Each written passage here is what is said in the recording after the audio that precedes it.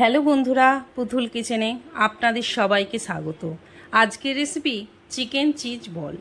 চিকেনটাকে পরিষ্কার করে ধুয়ে জল ঝরিয়ে নিয়েছি। এখানে আমি চিকেনের সলিড পিস নিয়েছি। এবার মিক্সির জারে চিকেনটা দিয়ে তার মধ্যে 4 পিস বেটকে টুকরো করে দেব। এবার এটাকে আমি পিষে নেব। একটা বলে চিকেনের পেস্টটাকে নিয়ে তার মধ্যে পেঁয়াজ কুচি, লঙ্কা কুচি, রসুন কুচি, গোলমরিচ গুঁড়ো, স্বাদ মতো নুন, লেবুর রস, 2 চামচ কর্নফ্লাওয়ার দিয়ে ভালো করে মেখে নেব। এদিকে একটা পাত্রে একটু নুন দিয়ে একটা ডিম ভেঙে ফাটিয়ে রাখব।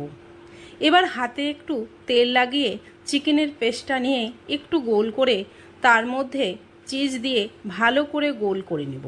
তারপর ডিমের মধ্যে কোট করে বেডকামে কোট করে নিব। এভাবে সব চিজ বলগুলো আমি বানিয়ে রাখব। গ্যাসের মধ্যে কড়াই বসিয়ে পরিমাণ মতন সাদা তেল দিয়ে দেব। তেলটা হালকা গরম হলে চিকেনের চিজ বলগুলো দিয়ে উল্টে পাল্টে ভাজবো। এখানে গ্যাসটা আমি মিডিয়ামে রেখেছিলাম। এই রকম করে সব চিকেনে চিজ বলগুলো ভেজে তুলে রাখবো। যদি আমার এই রেসিপিটা আপনাদের ভালো লাগে তাহলে লাইক, কমেন্ট ও শেয়ার করে দেবেন। সাবস্ক্রাইব করতে ভুলবেন না। ধন্যবাদ বন্ধুরা।